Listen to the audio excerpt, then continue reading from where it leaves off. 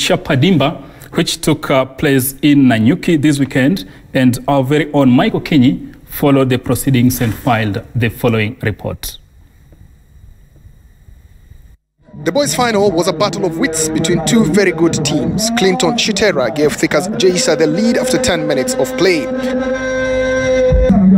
Ulinzi then turned the heat and equalized in the 29th minute through dangerman Brian Kafero.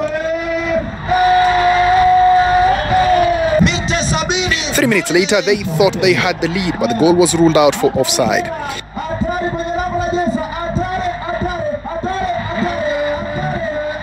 In the 34th minute, Emmanuel Henkai put them in the lead. With 18 minutes to play, Kevin Onyango scored the winner after a blunder by the Jaisa goalkeeper.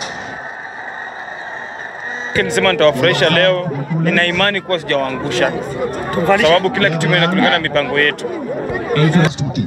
In the girls' final, MVP Miriam Lutomia was off the mark first for defending champions Falling Water, formerly known as Barcelona Queens. Top scorer Jen Jerry made it 2-0 in the 66th minute.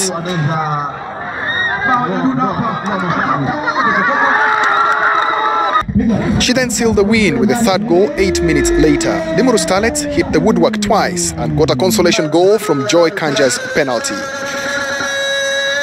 Game ni 90 minutes. Then kuwin lazima mcheze venye mmetrain. Lazima mcheze system yenu. Unless mstick kwa system yenu mtapoteza. Ulinzi Youth and Falling Water will represent the region in the national finals in Mombasa later in the year. With 3 regional finals already played, focus now shifts to Machakos for the next regional finals in February. Michael Kenyi for Citizen TV in Nanyuki, Laikipia County. Thanks, Mike, for that report. Shitera, you followed keenly Chapa Dimba, and from the report filed by our very own Michael Kenyi there, you can see Ulinzi Youth and Falling Water winning the title, but the most important thing is nurturing talent, which Safaricom has been doing going through the regions. What are the vital lessons? What should we do going forward? Is it a corporate responsibility just to play this role, or should we see more stakeholders also getting involved? I think we have to congratulate Safaricom because they are doing this for the 3rd season running. And clearly, what you could see from the tournaments are raw talents.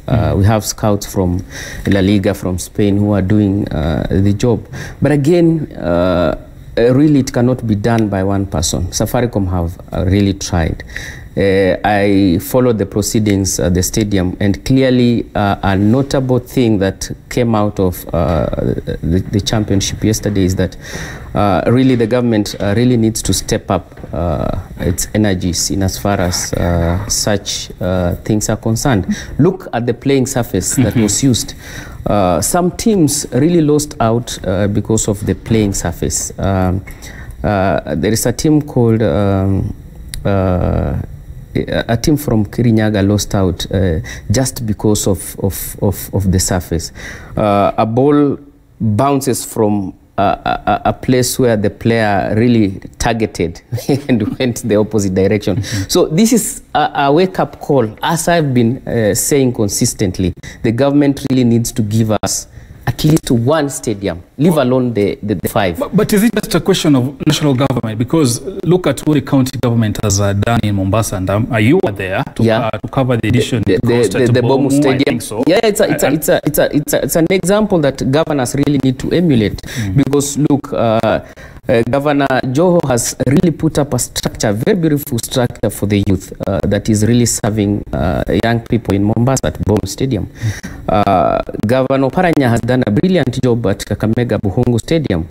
Governor Sonko has done an equally brilliant job at Dandora Stadium, because Chapa Dimba Nairobi edition will be hosted at the Dandora Stadium. So these are just governors that have done a good job in as far as the youth is, the youth of this country is concerned. We have the other governors. What are they doing? If you're not helping the youth of this country, who are you helping? That is a critical question that really needs to be answered by the governors in this country, because the population of the youth is huge in this country. So we should do something that really will bring a positive feedback from the youth.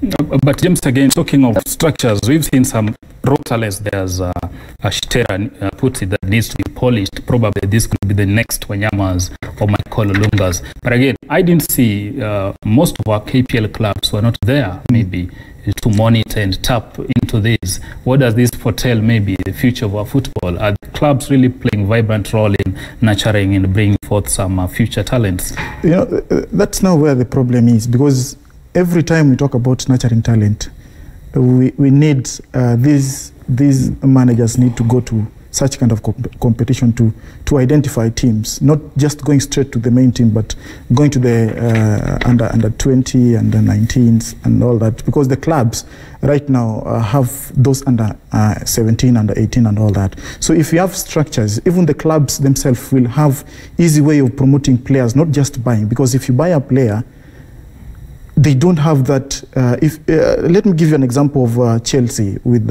Mason Mount. Mm-hmm. If he's playing because he's been in that club for when he was 6 years. He's been there coming up all that rank. So if these managers can also identify these talents, these people are young.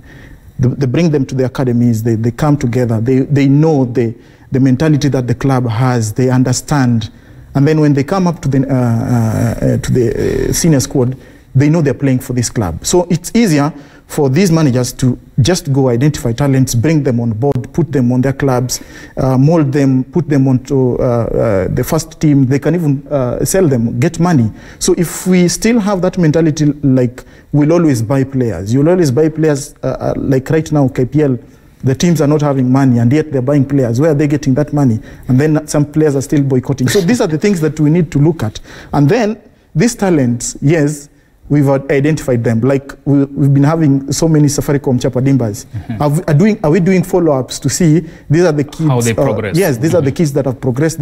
This one went to this club, this one went to this club, and all that. So I think KPL's top scorer, Makwata, is a John product. Yes. Yeah, it's a product of Chapa Dimba. Yes, so we need to put this together. Even Marcelo was good with the Airtel Rising Stars. Yeah, right now, so, is the Swedish top. Yes. So we need to have this more. We need to bring more corporates in, not just leave it to one individual like Safaricom and all that.